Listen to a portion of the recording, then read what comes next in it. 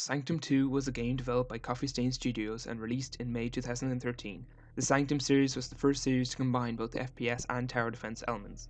The gameplay is simple in that each game takes place over several alternating rounds of building and then of fighting. In the build phase, resources of tower bases and credits are shared amongst up to 4 players. In this phase, the tower bases can be placed around the build area to create a maze, to divert enemies from your core, an oxygen creating sphere and target the loom forces. On the tower bases, you can then set a variety of unique towers to combat the waves of enemies, from towers that chain lightning between enemies to towers that cause earthquakes. Next comes the attack stage. Once your team is ready, the hordes of loom forces crawl out of the darkness. You along with your towers must destroy them before they get to and destroy your core. Sanctum 2 has a wide variety of weapons to aid your disposal of the looms, from Tesla cannons to rocket launchers and everything in between. Each weapon comes equipped with a secondary fire that can change the tide of battle. When all the loom forces in the wave are defeated, more resources are supplied and you can upgrade your maze and towers, ready for the next advancing wave. There are many things to like about the game. Firstly, its visual design is gorgeous, being a combination of both cyberpunk and biopunk.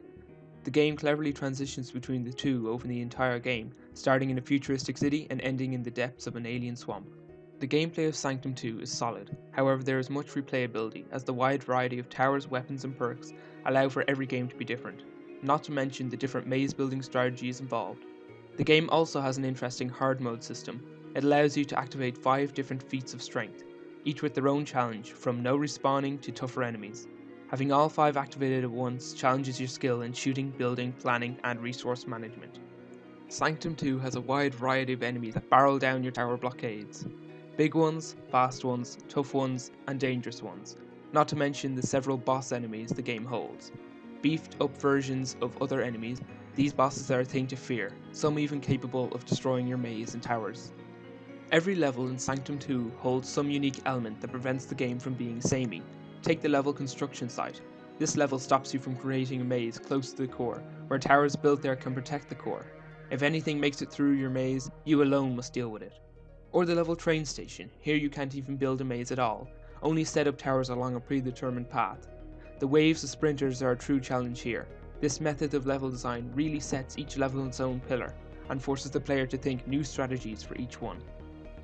The game, however, is not perfect. The biggest flaw I see with it is the uselessness of some equipment. There are many towers, weapons and perks that are almost never used, even in normal play, let alone with 5 feats activated. Towers like the Gatling or Lightning are incredibly underwhelming, and are always swapped out for more strategically strong towers, like the Focus Tower.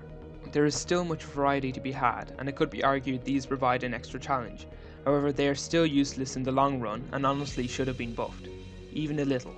This feeds into the game's strong meta, where ground enemies are slowed around an ACP, Earthquake Tower, and focus laser turrets, all buffed in a range by a range spire. This setup proves effective in almost all levels, and is often accompanied by a weapon which fills the sky with drones. This game is strange in that sometimes its player feedback is brilliant, and then other times it's non-existent. Rounds starting, enemies approaching and the core being damaged are all clear as day. However, the special abilities that most perks provide are often nowhere to be seen. Yeah, they work, but you often can't tell mid-battle. My favourite example is the perk Blaze of Glory. This perk allows you to instantly regain 75% health on the brink of death. However, this has a cooldown of 45 seconds. Not only is it hard to tell when it's been activated, but there's no indication of when the perk is finished cooling or how long is left. This is a perk never used, as it's impossible to use. The game can often be too difficult for solo play and too easy for 4 players. There's some rebalances for increased players, however they are not enough to balance the game. I think the problem stems not from the enemy's health being too high, but from the fact that each player can only hold 4 turret types, and each player always gets the same amount of credits each round. So, with 4 players, there's 4 times the available towers and 4 times the credits to buy them, or alternatively, solo players have 1/4 the resources of a group. Regardless of these flaws, I rate Sanctum 2 a must buy for those who enjoy both FPS and tower defense games.